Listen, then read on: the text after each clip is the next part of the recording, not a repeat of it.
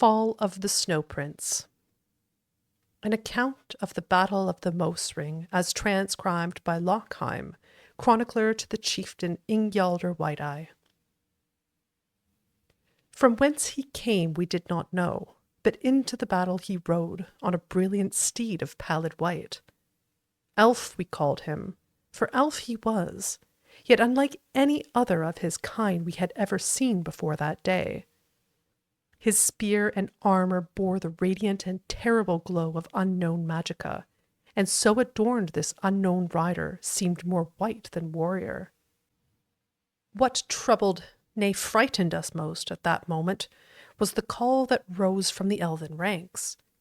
It was not fear, not wonder, but an unabashed and unbridled joy, the kind of felicity felt by a damned man who has been granted a second chance at life. For at that time the elves were as damned and near death as ever they had been during the great skirmishes of Solstheim. The Battle of the Mosring was to be the final stand between Nord and Elf on our fair island. Led by Ysgramor, we had driven the elven scourge from Skyrim, and were intent on cleansing Solstheim of their kind as well. Our warriors, armed with the finest axes and swords Nord craftsmen could forge, cut great swaths through the enemy ranks. The slopes of the Mosring ran red with elf blood. Why, then, would our foe rejoice? Could one rider bring such hope to an army so hopeless? To most of our kind, the meaning of the call was clear, but the words were but a litany of elven chants and cries. There were some among us, however, the scholars and chroniclers, who knew well the words and shuddered at their significance. The Snow Prince is come, doom is at hand. There was then a great calm that overcame the elves that still stood.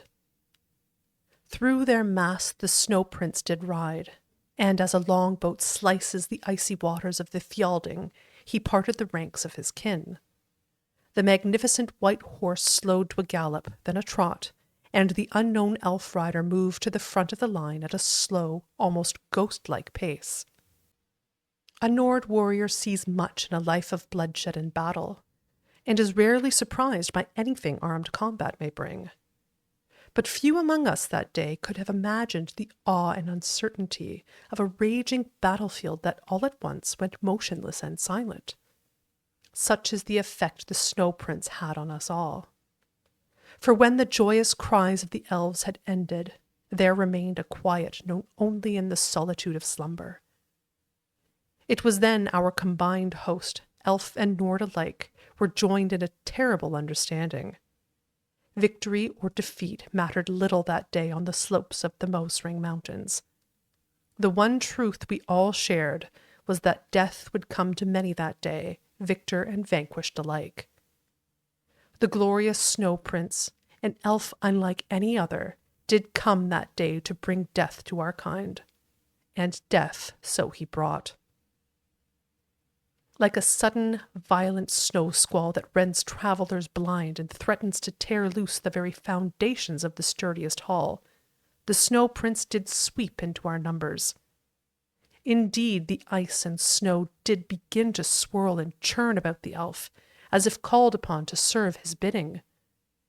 The spinning of that gleaming spear whistled a dirge to all those who would stand in the way of the Snow Prince, and our mightiest fell before him that day. Ulfki Anvilhand, Strom the White, Frida Oakenwand, Heimdall the Frenzied, all lay dead at the foot of the Mosring Mountains. For the first time that day it seemed the tide of battle had actually turned. The elves, spurred on by the deeds of the Snow Prince, rallied together for one last charge against our ranks.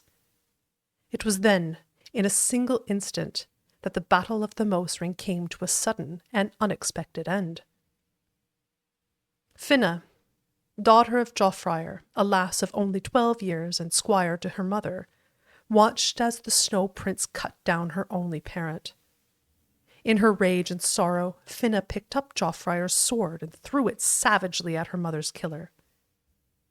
When the elf's gleaming spear stopped its deadly dance, the battlefield fell silent, and all eyes turned to the Snow Prince.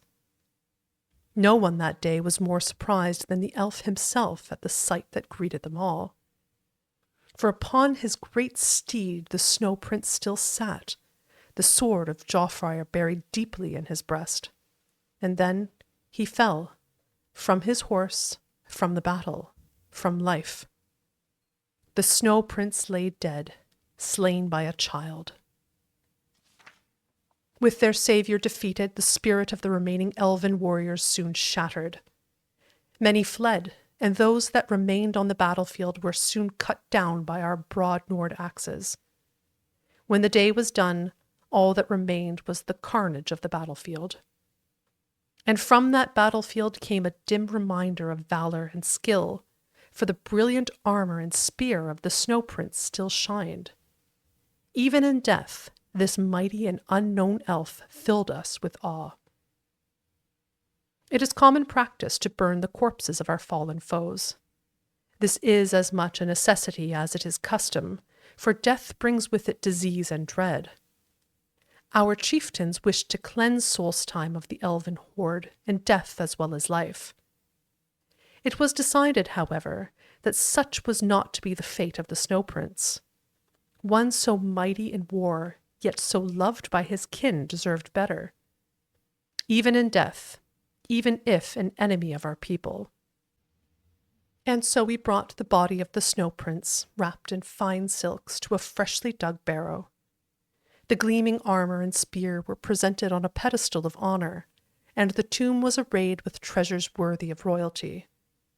All of the mighty chieftains agreed with this course, that the elf should be so honored.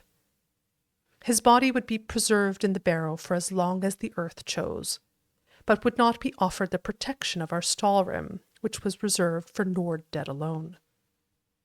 So ends this account of the Battle of the Mosring and the fall of the magnificent elven Snow Prince. May our gods honor him in death, and may we never meet his kind again in life.